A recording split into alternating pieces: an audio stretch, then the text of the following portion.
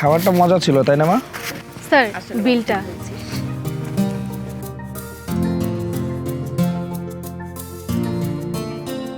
কি ব্যাপার, এত টাকা? কেন স্যার, আপনারা যে খাবারগুলো খেয়েছেন ওইগুলোরও তো বিল করা হয়েছে। না না, তারপরেও একটু বেশি মনে হচ্ছে। স্যার ভালো রেস্টুরেন্টে খেতে হলে টাকা তো একটু বেশিই লাগবে। দেখুন, আমরা তো অন্য অন্য রেস্টুরেন্টে খাবার খাই, যে খাবারগুলো খেয়েছি এখানে বিল সর্বোচ্চ 17 থেকে 1800 টাকা হতে পারে, এর বেশি না। 2400 টাকা কি করে হয়? কি 2400 টাকা বিল আসছে? আমরা এত টাকা খেয়ে ফেলছি? হ্যাঁ তাই তো।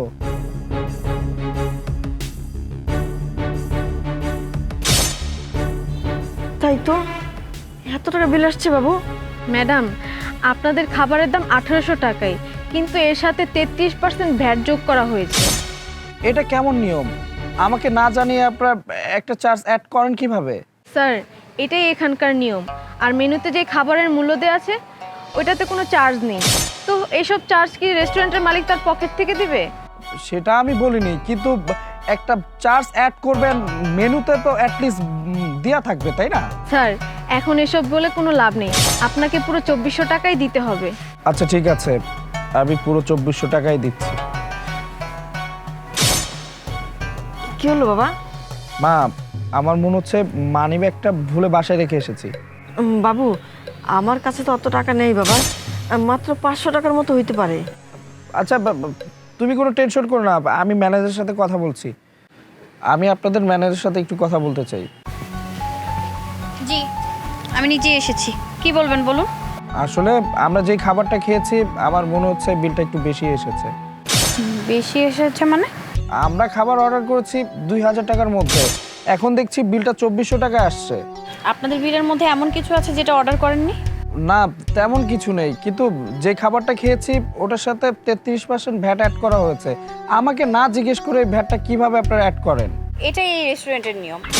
খাবারের বিলের পাশাপাশি আপনাদের এই বেডটাও দিতে হবে। দেখুন, চার্জ দেওয়া নিয়ে এখানে আমার কোনো সমস্যা নেই, কিন্তু মেনুতে আপনারা উল্লেখ করেননি কেন?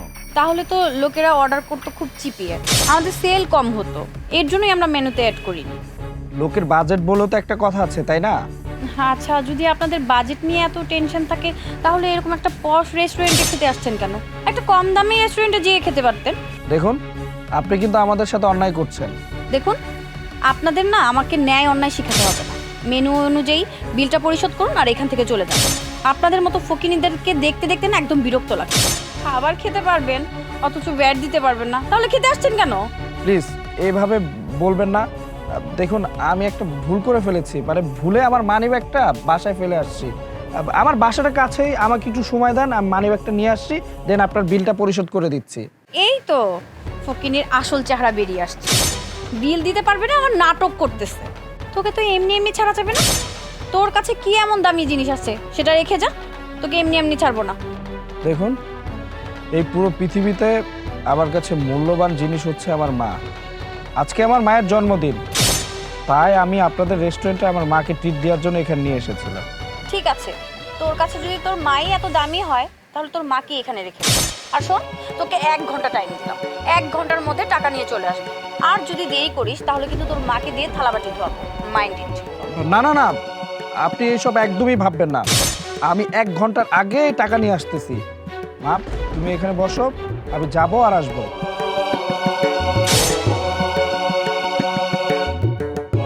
আচ্ছা, আপনি এখানেই বসে থাকুন আপনার ছেলে না আসা পর্যন্ত। আর নিকি, ওনার দিকে খেয়াল রাখবেন।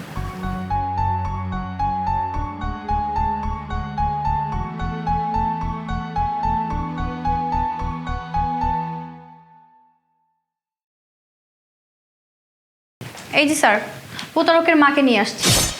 আপনি যদি অনুমতি দেন তাহলে ওনাকে থালাবাটি ধোয়ার কাজে লাগিয়ে দিব।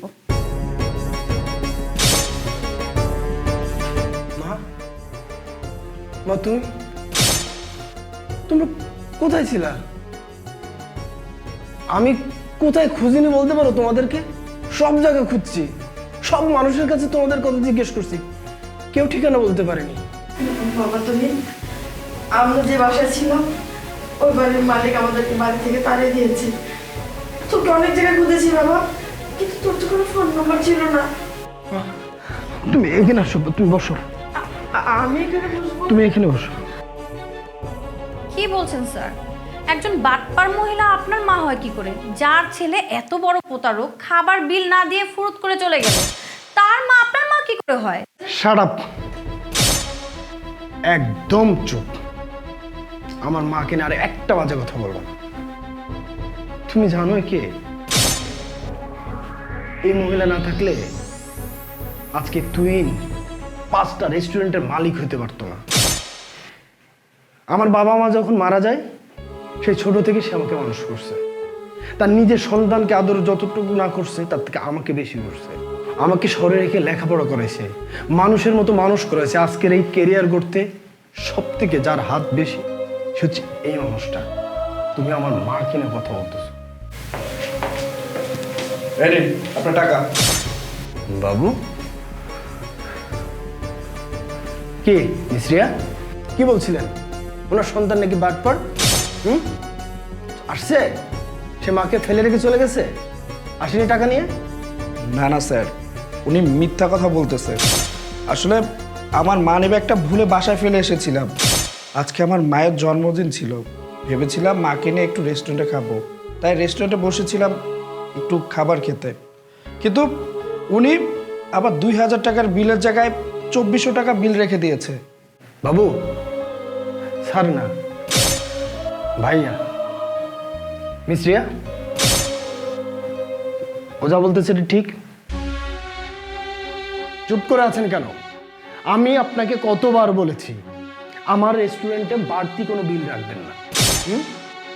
লজ যদি হয় সেটা আমি বুঝবো, আমি মালিক। আপনি বোঝার কি?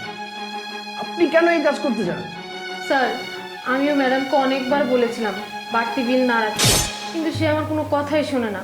বাড়তি বিলগুলো নিয়ে সে তার নিজের পকেট ভারী করে। কথায় আছে না, চোরের 10 দিন আর গৃহস্থের 1 দিন। আমি এখনই আপনাকে ফায়ার করতে পারি এবং পুলিশে দিতে পারি, কিন্তু দিব না। আপনি সসম্মানে আমার রেস্টুরেন্ট থেকে চলে যাবেন। Please go.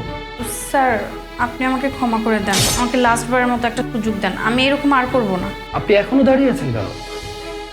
যান, গেট লস্ট, গো।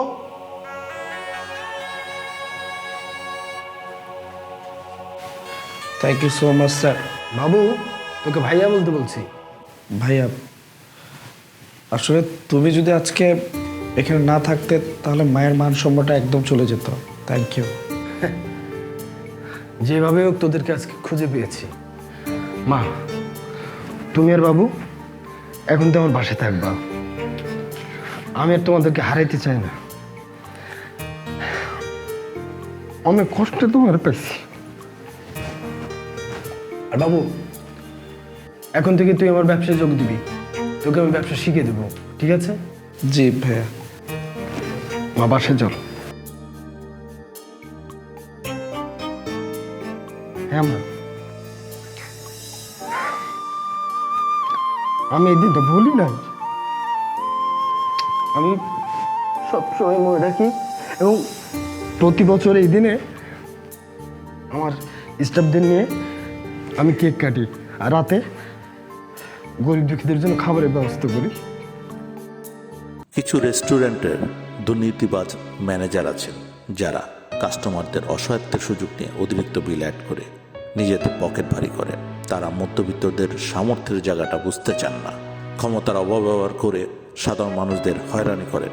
এদের উপযুক্ত শাস্তির ব্যবস্থা করা উচিত।